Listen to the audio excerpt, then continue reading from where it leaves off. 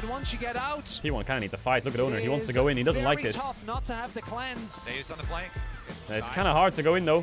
TP coming in. Oh, Faker! And he puts a tower!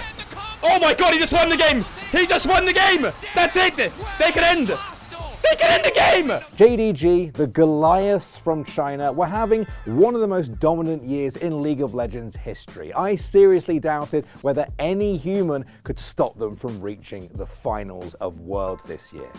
But Faker ain't human.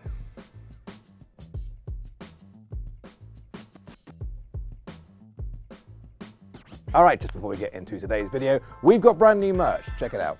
You can do it when you're at the lake or in the server, by yourself or with the buds. Never let anyone tell you it's wrong, because baiting, it always feels good. A zip-up hoodie made for all those who mastered the art of baiting.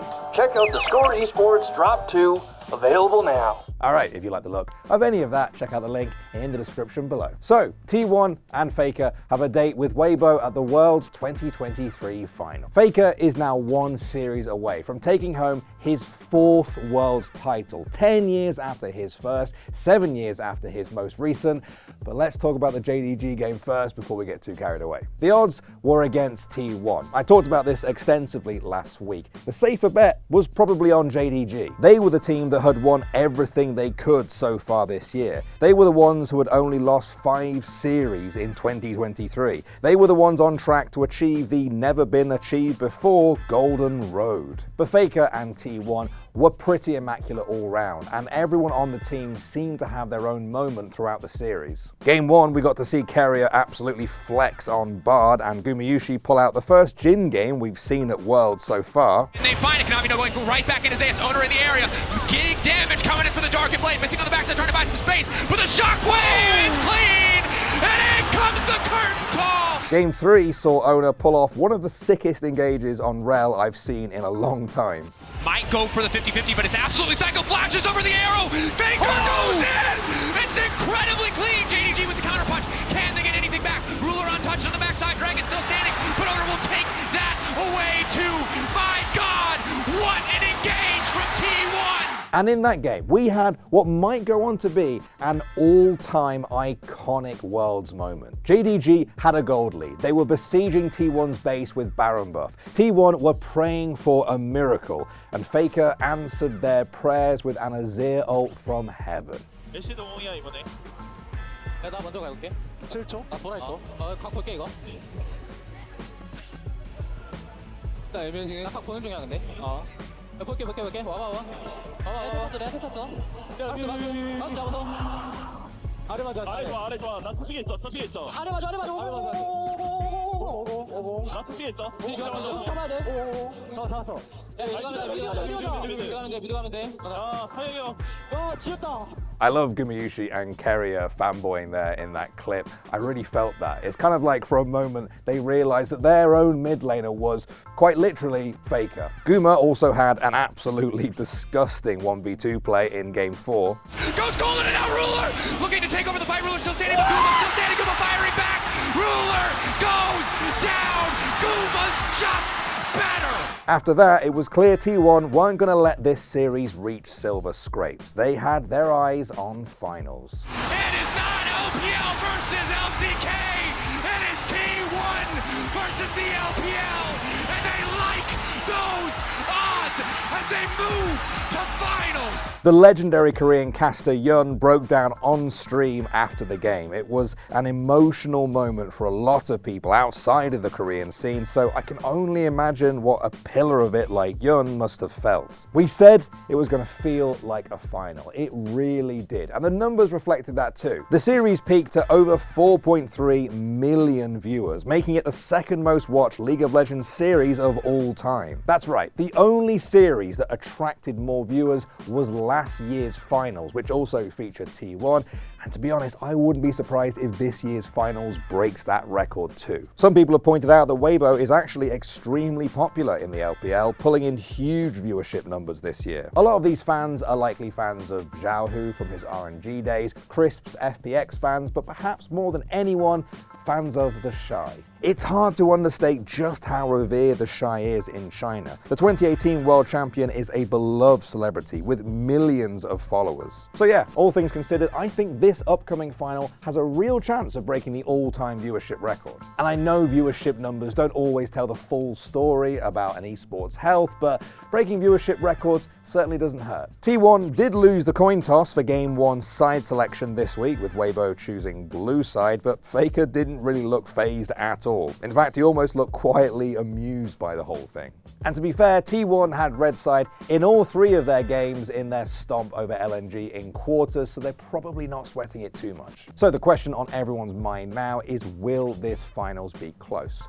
Maybe, but a lot of people feel like we've already seen the real final. I'm going to be honest, and I don't want to like deflate the world finals because I think it's still hype, and I really hope that we see an insane best of 5. But I'm gonna deflate it. I think T1 clear in every role, and their draft is infinitely easier and better. Like, and I don't think that's a bold statement. This is an impossible puzzle. Congratulations, Team 1. There's no way Weibo can come back. Yeah, and if I jinx it, great. I mean, sure, I'll shave my head if Weibo win Worlds. There's definitely a really strong belief now that T1 will be able to do it this time, that Faker and friends will be able to get over that line. In Pick'ems, over 90% of fans are backing T1 to win. I'm not even sure the last time I saw the league community so united with a prediction. Last series, a lot of people were saying their hearts were going with T1, but their heads said JDG. I don't think that's the case anymore with this upcoming series. Even if you're not a T1 fan, it's hard to argue they're not the favorites here. They look like they've solved the meta, particularly with fully ranged bot lanes that have come about mid-tournament. But there's definitely a lot of creeping doubt in everyone's minds too. Remember, this exact same T1 roster was in the same situation last year. They were expected to beat the underdogs in DRX,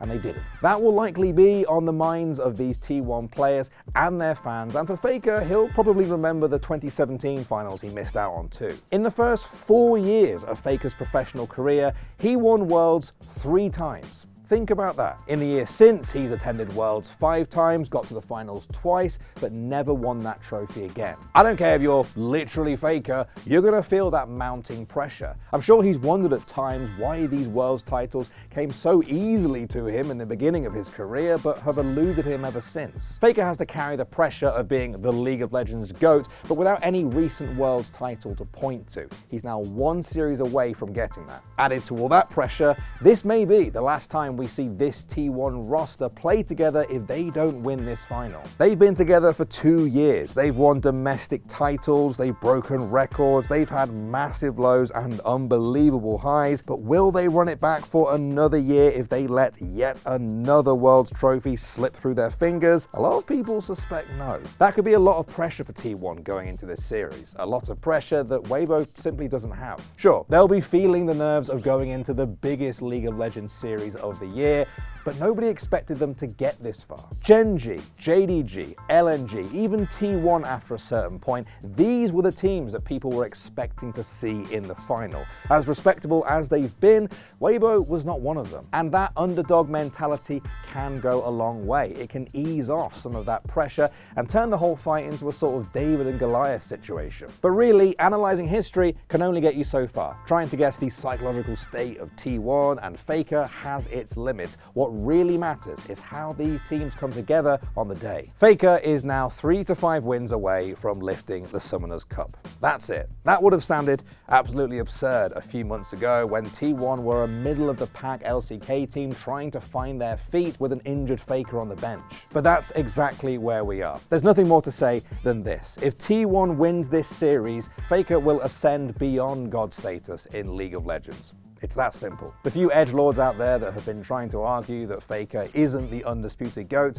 will have nothing left to say. This would be a man that had won his first Worlds at 17 years old. He'd won 3 by the time he was 20. For the next 7 years, he watched his teammates come and go as T1 failed to reach those lofty heights again. But he never gave up. He never lost hope. He never stopped grinding. He never let the setbacks define him, including an absolutely heartbreaking Worlds final last year where he was just a single game away from redemption. And now his reward for all of this perseverance is right there for the taking. If you wanted to pull off what he's done this year to get to this point and then go and win the whole thing, you literally have to be Faker. So it's a good job, he literally is. Yeah, I'd like to see if anyone in the comments can recognize any of the items on the shelves. I know they're out of focus, but there's a few esports gaming items up there. Some of them I have no idea what they are either, so help me out guys, please.